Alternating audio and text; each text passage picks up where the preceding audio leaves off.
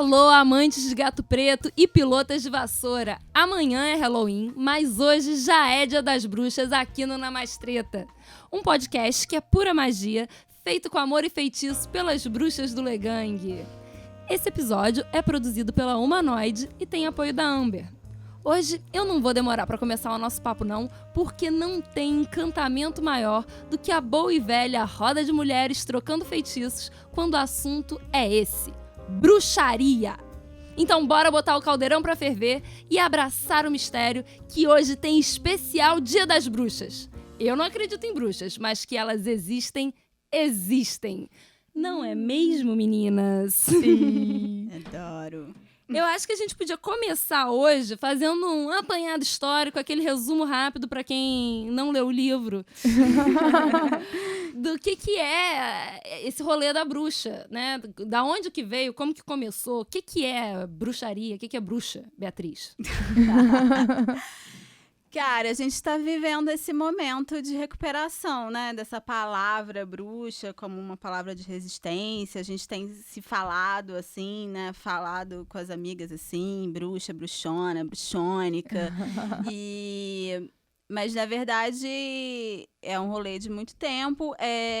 Tem um livro que eu li recentemente, que eu gosto bastante, que é a História da Bruxaria, que ele começa fazendo essa distinção entre feitiçaria e bruxaria. Feitiçaria como essa manipulação mágica da realidade, do mundo material, que existe em quase todas as sociedades, e bruxaria como um fenômeno mais associado à questão da Idade Média, à perseguição às mulheres, dentro desse, que na verdade aconteceu muito mais no Renascimento do que na Idade Média em si, e que ficou muito associada à heresia, a um embate com a religião cristã, católica, mas que ele vai mostrando no livro que, na verdade, não tem nenhuma evidência histórica, né, do que aconteceu, do que elas eram acusadas, né, eram basicamente acusadas de infanticídio, de transgressões sexuais, dessa manipulação mágica da realidade,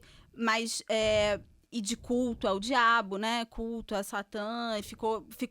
Ocorreu historicamente essa associação da bruxaria e das mulheres que transgrediam de alguma forma as normas da sociedade com esse culto ao diabo, a Satã, enfim. O que eu acho legal da gente falar é que a bruxaria passou a existir depois da perseguição da bruxaria, né? Essa que é a coisa interessante, porque é isso que você tá trazendo pra gente, né? A feitiçaria, né? O feitiço, que vem do feitio, que é de fazer, que tem uma coisa bem ligada à alquimia, aos saberes das ervas e tudo mais, de manipular a realidade e a matéria, existe em todas as sociedades. Mas essa coisa da bruxaria, da bruxa, inclusive a palavra latina, né, bruxa, vem da palavra italiana de queimar, que é justamente essa historinha de que na Inquisição tava lá queimando as mulheres, aí em italiano eles estavam gritando queima, queima, queima, que é... Perdão pelo meu italiano, tipo, brucia, alguma coisa assim, brucia, bruxa, então tá queimando é bruxa, então queima que é bruxa. Ou seja, a palavra bruxa já veio da perseguição a essas mulheres, porque foi um genocídio na época. Sim. De mulheres, né? Se você é mulher, se você existe... Teve casos de homens também, mas realmente a maioria era mulher, de fato. Mas, enfim, e a popularização, acho, o retorno desse tema também tem muito a ver com o livro da Silvia Federici, que é o Caliban e a Bruxa, que aí ela vai associar justamente, vai pensar nesse momento histórico da perseguição das bruxas, né? Como o momento de transição do feudalismo para o sistema capitalista. E a tese dela é de que essa acumulação primitiva do capitalismo precisou tomar o corpo das mulheres como um lugar de exploração, assim como foi a fábrica para o proletariado. Então, a transição para as mulheres... Porque o sistema produtivo, né, era mais... As mulheres participavam do sistema produtivo agrícola tanto quanto os homens ali. E tinham uma relativa autonomia ali para lidar com o corpo, para lidar com essa manipulação da natureza. E a instituição do sistema capitalista fez com que as mulheres fossem colocadas como reprodutoras da força de trabalho apenas. Então, esse corpo feminino passou a ser esse lugar de exploração. Essa é a tese dela. Tem várias questões nisso, assim, que eu acho que, como as pessoas leem o livro, acaba romantizando um pouco essa coisa de que esse poder das mulheres foi tomado pelo patriarcado, como se a vida de uma mulher na Idade Média fosse maneira. Eu acho que não era. Elas tinham um relativo poder ali, de fato, mas assim, não era maneiro, então... Parece que houve um interesse moral, institucional e sociopolítico na classificação das mulheres como bruxas, né? Eu acho que é para legitimar as perseguições, legitimar a religiosidade patriarcal e também essa estrutura econômica né, que estava surgindo, né? Essa estrutura econômica, a estrutura de um Estado centralizador também, que não comportava um poder individual ali também de manipulação da realidade, um pensamento mágico, o momento também ali de instituição de uma racionalidade científica e tudo, o Renascimento. Então, foi preciso reprimir, né, essas outras formas de vida. O conceito de bruxa latino está muito ligada com essa coisa pejorativa dos saberes e das mulheres e ligado à mulher. Eu acho que até a gente sempre fala muito dessa diferença entre o feminino e a mulher. Eu sinto que essa coisa da bruxa está mais ligada com a mulher do que com o próprio feminino, assim, né? Existir num corpo de mulher é ser associada a ser uma bruxa, né? Bruxa a sogra bruxa é um adjetivo pejorativo bastante usado quando a gente está falando de mulher. Quando a gente fala bruxo, é um conceito completamente diferente de quando a gente fala bruxa. E é interessante também a gente analisar que existe uma outra vertente, né? Que é a vertente anglo-saxã. Porque se a palavra bruxa latina tem toda essa ligação com a Inquisição e com a caça às bruxas, e a bruxaria mesmo veio depois da caça às bruxas, tem essa outra raiz, que é o witch, que vem de wisdom, que é de sabedoria. E aí tá ligado a esses saberes ancestrais, matriarcais, que estão muito ligados à Irlanda, à Escócia, essa coisa dos saberes da terra, que mais tarde foi modernizada e reformulada com o que a gente conhece hoje como Wicca, né? Sim, eram conhecimentos pagãos, né, passados de boca em boca entre as mulheres. Eram práticas antigas, né, que, como você comentou, como iam de encontro à instituição religiosa cristã, acabaram sendo classificadas como bruxas, né? Então não parece que teve um grupinho de mulheres que falaram, então a gente é bruxa, tá beleza, somos bruxa. Não, eram pessoas que tinham práticas antiquíssimas, né, pagãs, que iam se reproduzindo de uma forma muito natural, mas diante de uma nova estrutura social não tinha mais cabimento. Então, para a manutenção desse novo status quo, aquelas práticas associadas principalmente à figura da mulher, né, foram demonizadas. Né? Exatamente. Mas quando a gente fala de bruxa hoje, a gente está trazendo um novo olhar para isso, né? E isso acontece principalmente pelo momento que a gente está vivendo com a nova onda do feminismo, né? Porque tudo que era ligado à mulher e ao feminino foi muito renegado. A bruxaria, as caças às bruxas, foi uma ferramenta de deixar essa mulher nesse lugar, dentro dessa nova estrutura social que estava se formando no capitalismo. Não parou de existir, continuou existindo todos esses saberes, essas práticas, só que no underground, no submundo. E continuou existindo. E hoje a gente se coloca num lugar, pinta-se um quadro político e social em que tem espaço novamente para valorizar esses saberes ancestrais e esses saberes atrelados ao feminino e à mulher, né? Sim, eu acho que essa nova onda do feminismo recuperou isso, né? Essa palavra bruxa como sinônimo de resistência, né? Como sinônimo de transgressão. Acho que hoje a palavra bruxa é muito mais usada como muito menos associada, às vezes nem associada às práticas mágicas mesmo, muito mais associada a uma contracultura, né? E essa recuperação não vem de hoje. Ela aconteceu no feminismo dos anos 60 e 70 também.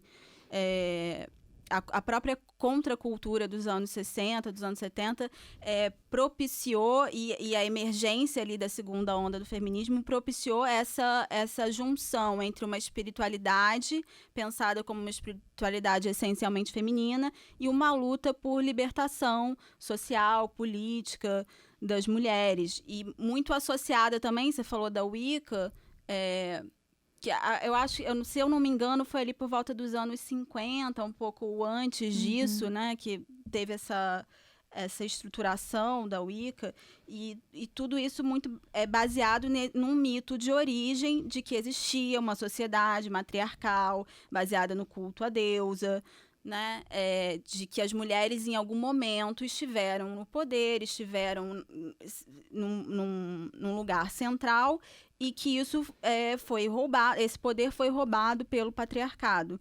Então, o próprio feminismo dos anos 60 também trabalhou essa vertente, né, que juntou a espiritualidade, também trabalhou com esse mito de origem, com essa ideia.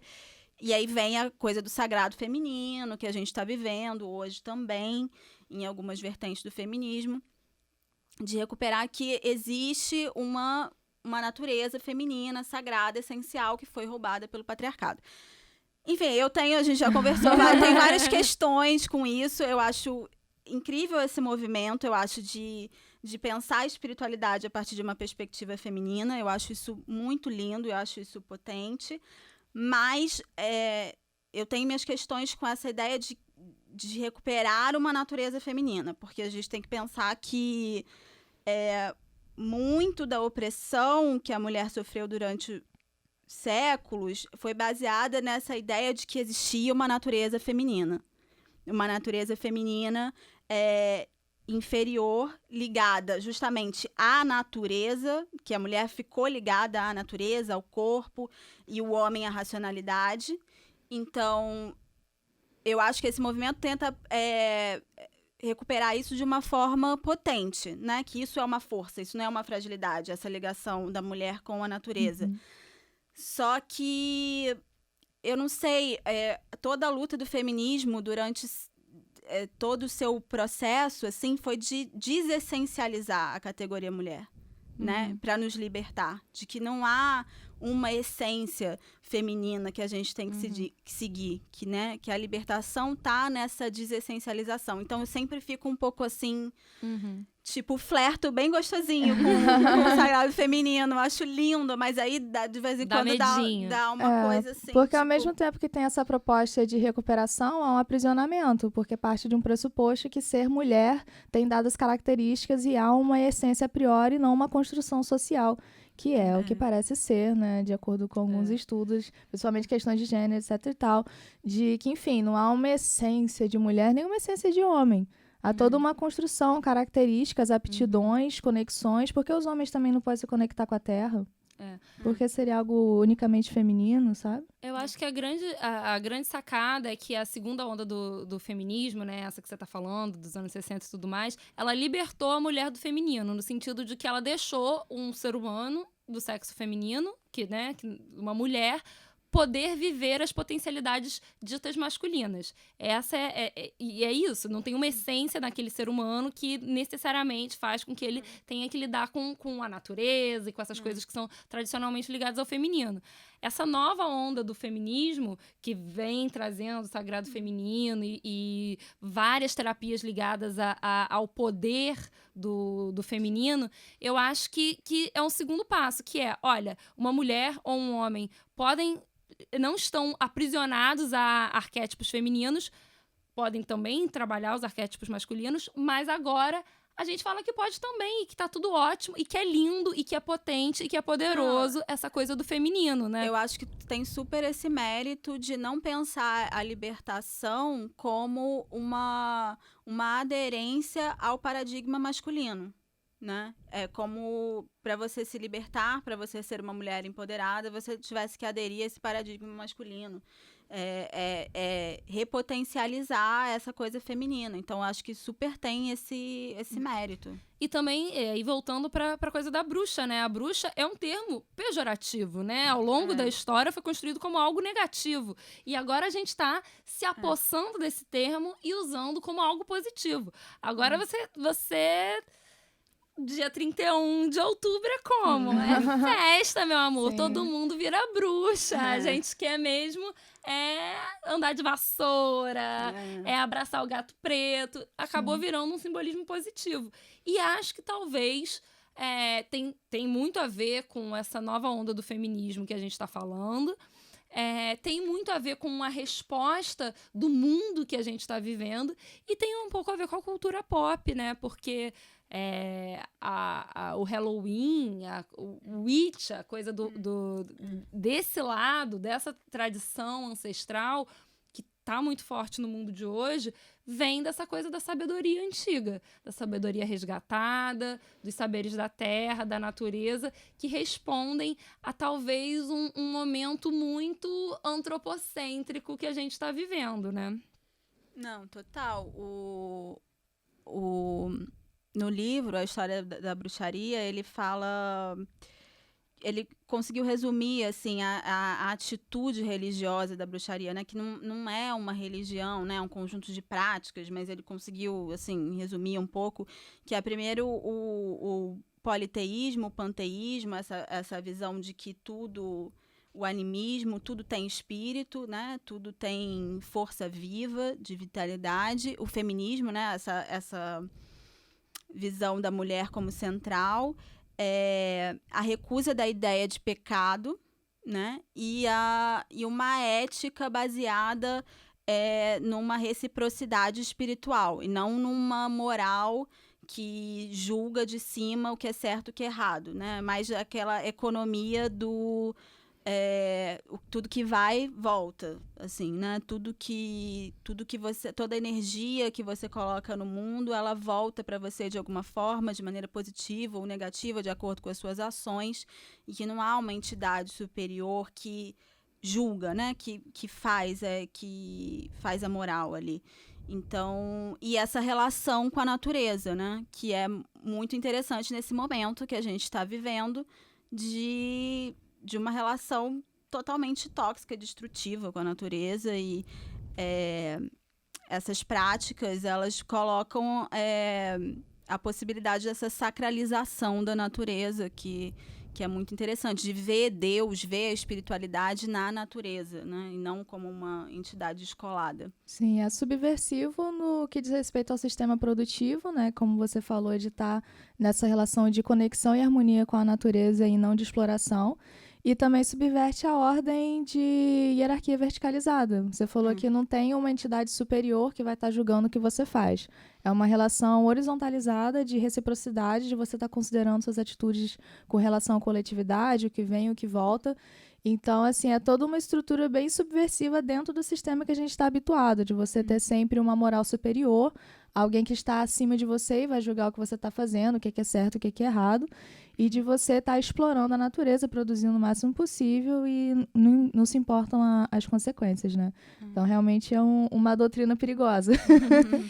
E a gente, agora, quando a gente começa a falar de bruxaria, a gente acaba muito naturalmente saindo da bruxaria, entrando na magia, na feitiçaria. Eu queria que a gente delimitasse nesse momento o que a gente está falando quando a gente está falando de magia. O que é magia, né? Magia simplesmente é transformar com intenção. Então, se você tem uma intenção de mudar algo e você muda, você está praticando magia. Para citar alguém que pensou muito nisso, o Aleister Crowley, ele falava que mágica é a ciência e a arte de fazer mudanças ocorrerem em conformidade com a nossa vontade. É basicamente isso. Sim, sim. É o conceito estrito de magia, né? Que ele chama de mágica, com C e K, para poder diferenciar da magia lato sensu, digamos assim, que seria qualquer modificação de acordo com a intenção do sujeito. Mas é realmente essa essência de até um tanto egocêntrica, né, do ser humano crer que a partir tão somente do seu intento ele vai ser capaz de alterar a realidade. Então, o Crowley ele refinou um pouco mais esse conceito para trazer a ideia de que a nossa vontade, então não seria só digamos assim, um desejinho, uma vontade mais profunda, ligada à nossa essência, aquilo que a gente realmente precisa no nosso processo, e não apenas um intento momentâneo, seria capaz de, em harmonia com a natureza, com os 4 elementos e com a nossa própria natureza humana, tá trazendo modificações no mundo. Então, tem aí algo de sobrenatural nisso, de como que o indivíduo, a partir tão somente da sua vontade, vai conseguir provocar essas alterações no mundo. Mas os fenômenos acontecem. O que eu acho muito interessante dessa sua fala que você está trazendo é que é uma conexão pessoal e da alteridade, né, do indivíduo muito forte. E eu acho que tem isso muito forte quando a gente pensa em bruxaria. Porque quando você pensa em magia no geral, ou ocultismo, você pensa nas ordens, né, e tudo mais. Mas quando você pensa na bruxa, você pensa nessa mulher mais unidade, né, mais singular, mais indivíduo, morando numa casinha. Que não faz parte de uma sociedade. Que não faz parte de uma sociedade. Ela é autônoma. Ela é autônoma. Ela é profissional liberal. Exatamente. E ela busca esse poder, essa conexão, justamente com essa autonomia dela. A autonomia dela em conhecer as ervas, em conhecer os saberes da natureza. Conhecer o próprio corpo, né? Conhecer o próprio corpo. Então, eu acho que o ser bruxa, a bruxaria, ela tá ligada com a magia, que é esse ato de intencionalmente transformar, e com a alteridade, ou seja, com o conhecimento do próprio indivíduo. Autonomia, né? Autonomia. Com autonomia. Sim, autonomia sobre o seu corpo, autonomia dos seus processos espirituais, né? Exatamente. Eu acho que é isso. Que talvez singularize a bruxaria dentro do caldeirão da magia, que é muito mais amplo. Que não faz parte de uma instituição, não faz parte de uma ordem, uma sociedade, uma filosofia, de uma doutrina, enfim. É realmente um conjunto de práticas e de conhecimentos relacionados à experiência do que a estudos filosóficos e cabala e coisas do gênero que a gente encontra no ocultismo, que, digamos assim, é muito mais organizado. Tem uma parte, digamos que teórica, tem uma parte prática. A bruxaria, digamos que ela seria algo mais elementar, assim, mais ancestral, mais ligada a conhecimentos antigos que vão sendo repassados e experienciados por cada indivíduo, e não numa organização de conhecimento, de ordem, escalonamento, graus e coisas do gênero. Eu também acho muito interessante a gente trazer a relação que a bruxaria tem com a alquimia, né?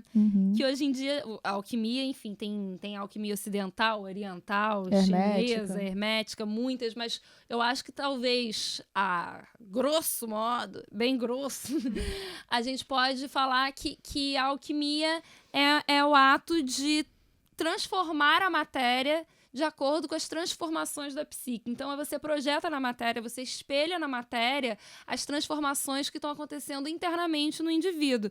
A magia, ela faz o caminho oposto, faz o mesmo trabalho do caminho oposto. Então, você trabalha a matéria para gerar um movimento de mudança na psique.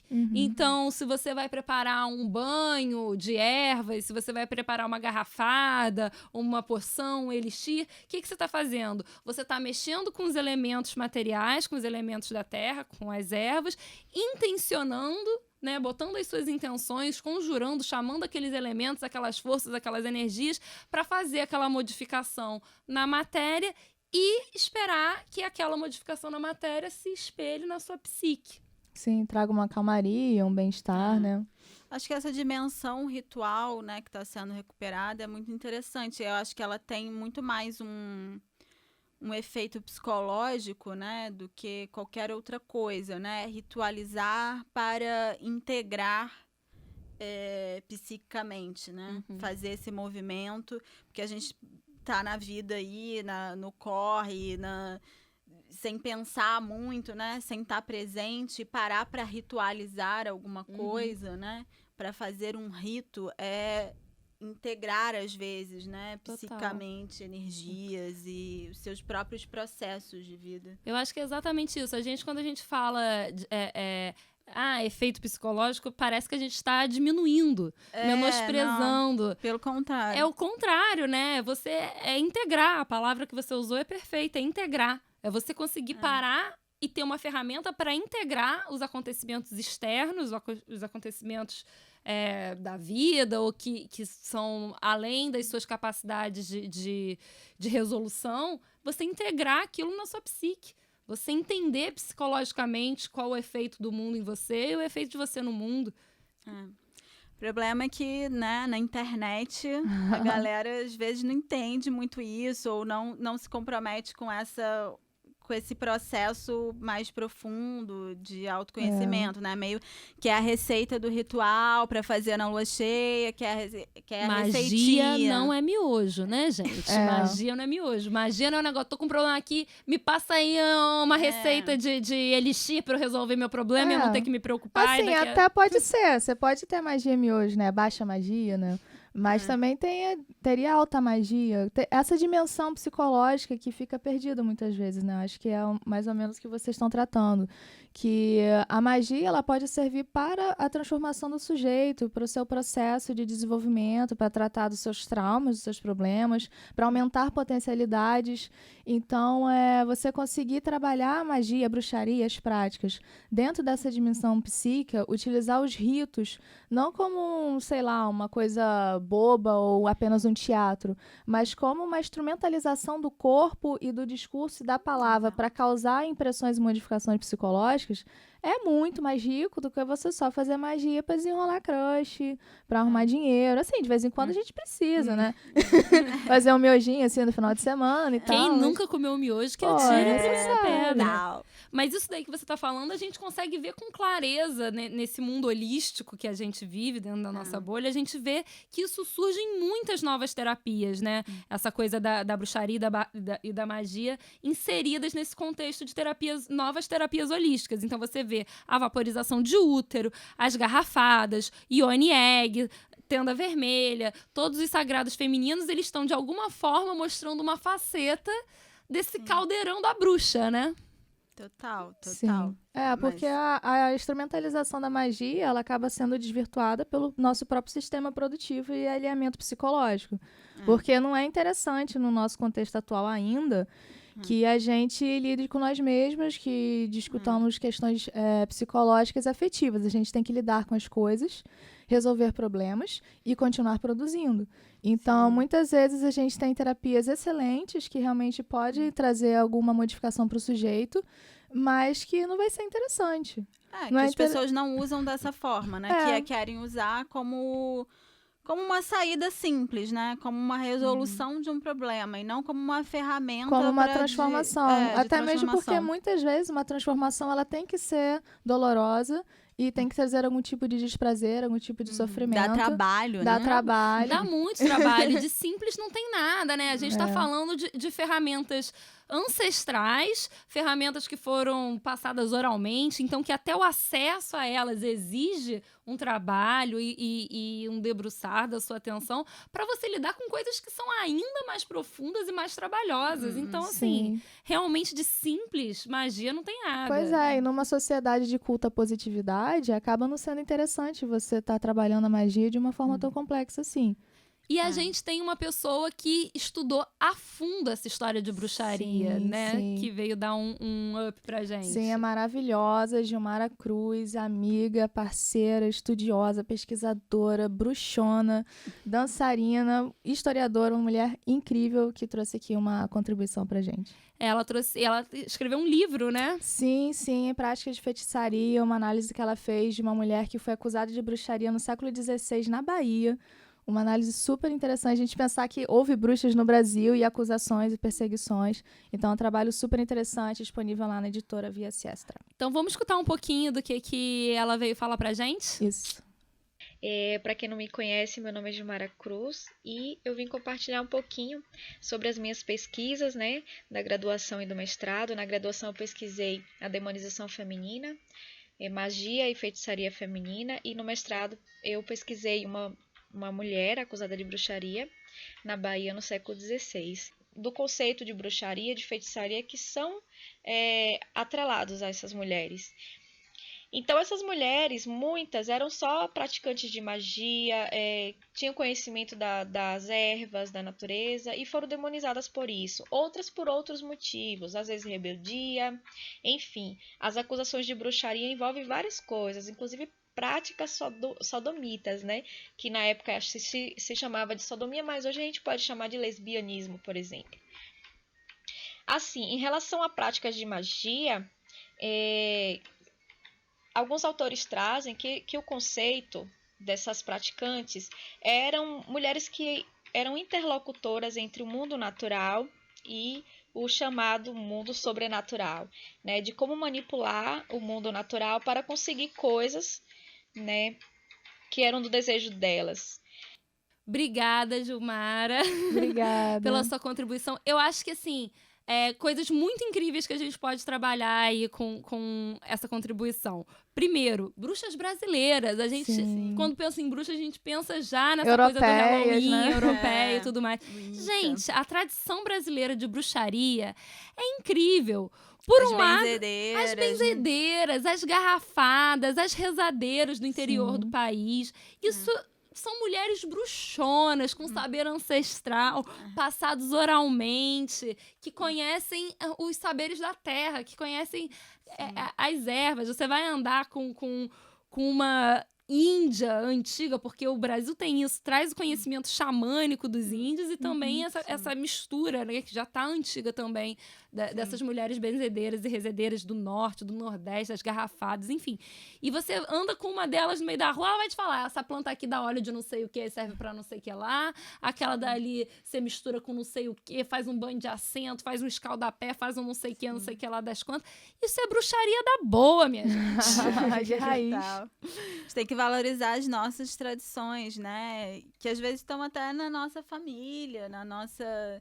vem passando de avó, coisas que a gente ouvia e que não valorizava, né? Acho que tem esse trabalho também, às vezes, de olhar a nossa história, né? E valorizar o que nossas avós falavam e entendiam. Aquele chá de babosa, né? Exatamente. As receitinhas naturais pro cabelo e pra pele. Isso tudo é bruxaria, né? É esse saber que é passado da sua ancestralidade, que não deixa de ser uma conexão com você mesmo, né? Você sai com a sua avó para aprender o que ela sabe sobre chá. É saber sobre a sua história, saber sobre a sua linhagem matriarcal, né? E é saber sobre a sua cultura, né? Sim. Esse é o poder da bruxa moderna e da bruxaria. Resgatar a sua própria essência e a relação da sua essência com o mundo que a gente vive, com esse outro lado do mundo, que é a natureza, a terra, que às vezes a gente fica querendo calar a boca, né? Calar a boca do corpo, calar a boca da terra, calar a boca dos velhos. E só seguir em frente, né? Sem olhar para trás. Eu acho que a bruxaria traz um pouco disso. Sim, certamente. Tá resgatando todo esse conhecimento que vem da experiência, que destoa da ciência, destoa dos remédios, da farmácia. São conhecimentos simples que vão sendo passados e reproduzidos, mas que não encontram mais lugar no sistema. Só que o sistema também não dá conta. Então faz todo sentido a gente ter esse resgate desses conhecimentos antigos, dessas práticas esquecidas, de tratamentos mais naturais para dores físicas e outros tipos de doença, que a indústria, tal qual é hoje, não dá conta sempre, ou acaba trazendo mais problemas, enfim. E se você for parar para pensar, as pessoas que pediam ajuda para as bruxas, diferente do que a gente vê hoje dessa magia miojo, que é uma receitinha bem rápida, é um trabalho, né, de lidar. Então, se eu chego com uma demanda, se eu chego com um problema, que seja, meu marido me largou, eu tô muito triste. A bruxa, ela vai te falar, olha, eu tenho um feitiço pra você, mas você vai ter que ir me trazer, me traz um não sei o que, fio de cabelo, bibibi, bababá. Quando você tá indo buscar, você tá indo lidar, você tá indo mexer com essas coisas. Então, por mais que seja a bruxa, que seja uma terceira pessoa que faz o feitiço, ela te envolveu naquela feitura. E feitiço é o feitio, é o fazer. Sim, a bruxaria e a magia tem algo de ativo. Que vai de encontro a esse sistema passivo de buscar panaceias prontas, de ir no supermercado, ir na farmácia, comprar o remédio, ou ir no médico, receber receita. Há uma passividade no trato dos nossos problemas, dos nossos sofrimentos, porque eles não são interessantes. A bruxaria e a magia, como a gente estava falando, a essência da magia é a intencionalidade. Então, há algo de ativo. Você tem que identificar mentalmente o que você quer e, de alguma forma, fazer algo para correr atrás daquilo. Então, há uma atividade do sujeito para transformar as coisas à sua volta, não apenas aguardar passivamente, consumir uma transformação. Então, bruxaria empodera. Sim, É a atividade. É a Bruxaria é poder. Bruxaria é poder. Bruxaria é o poder. É conhecer seu próprio poder Sim. e conhecer o poder que nos cerca. Da natureza, da do natureza, do mundo. E fazer essa energia circular para dentro e para fora e para dentro. Sim. Trocar com outras mulheres, eu acho Sim. também, né? Essa atitude de troca, de trocar conhecimento com outras mulheres, né, sobre o próprio corpo. Eu acho que isso é muito poderoso também, né? Eu também acho. Sim. E lidar com, né? Esse dialogar com as mulheres, mas também o dialogar consigo, dialogar com a natureza, dialogar com os prazeres, dialogar com a dor. É ter um contato com, ter uma alteridade de fato, não um fechamento narcísico de só eu mesma, só estado de positividade e prazer. Tem toda uma atividade, um movimento de troca, de transformação.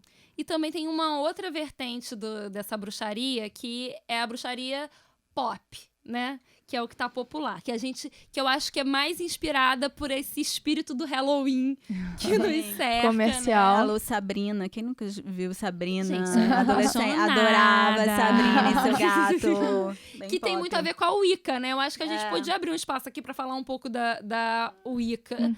Porque eu acho que muito desse conceito pop que a gente tem de bruxaria, que talvez seja o que a maioria das pessoas pense logo de cara, já é uma coisa mais rasa, mas que tem ligação com a Wicca.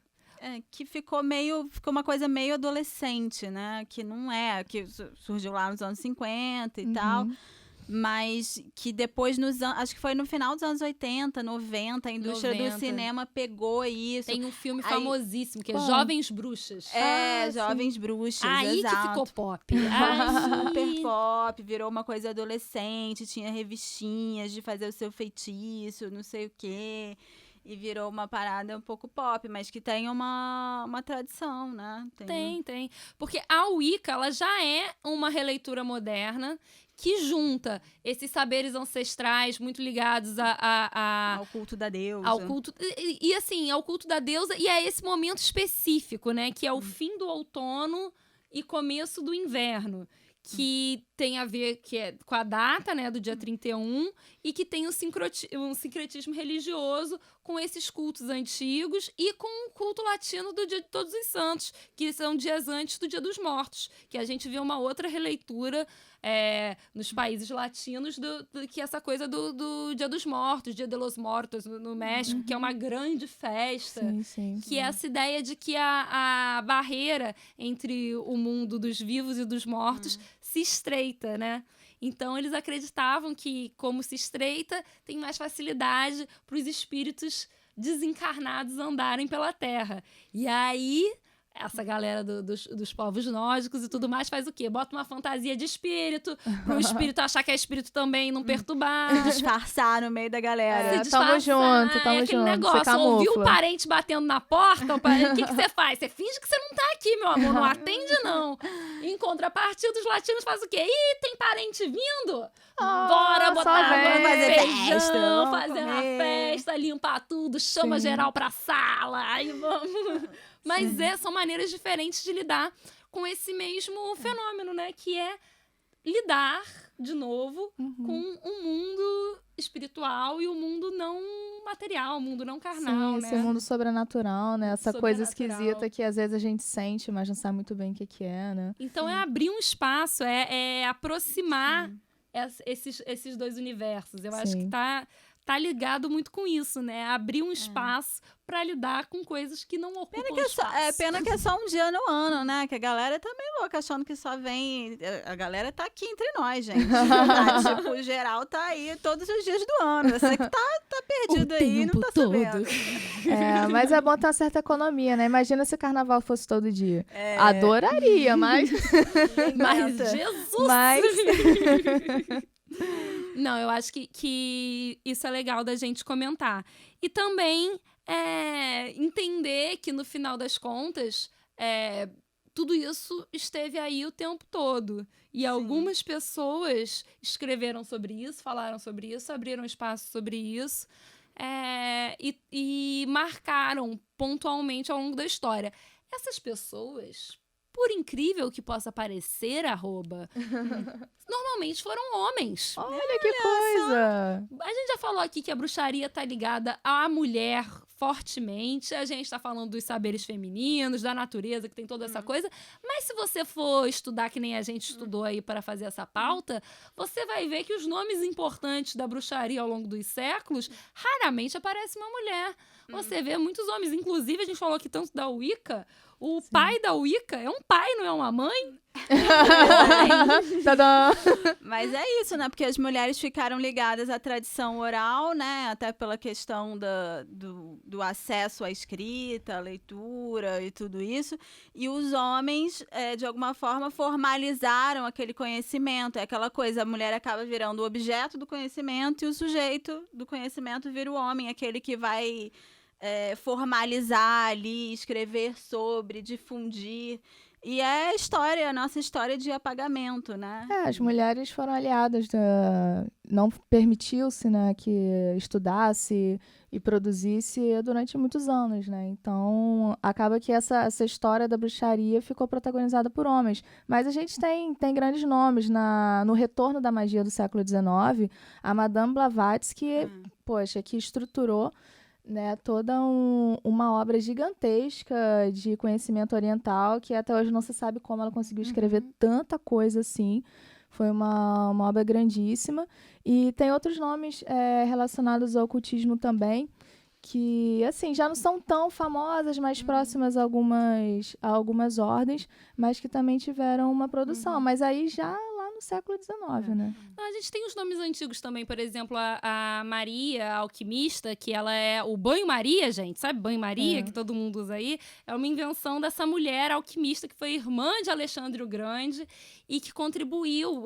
Tem Maria e Paracelso, quando a gente fala de alquimia, que são os dois grandes nomes, assim. Então, uma mulher aí das antigas que já estava falando sobre alquimia, falando sobre magia, registrando e mudando o mundo. E o que eu acho mais incrível dessa história do banho-maria é estando presente na nossa rotina, no básico do feitio diário até hoje. Então, você pode não saber quem é Maria alquimista, mas você sabe quem ela é toda vez que você faz um banho-maria para derreter um chocolate e fazer um brigadeiro. Eu lembrei agora de Dion Fortune. Eu tava aqui falando, não, que século XIX, falando, gente, qual é o nome daquela mulher mesmo?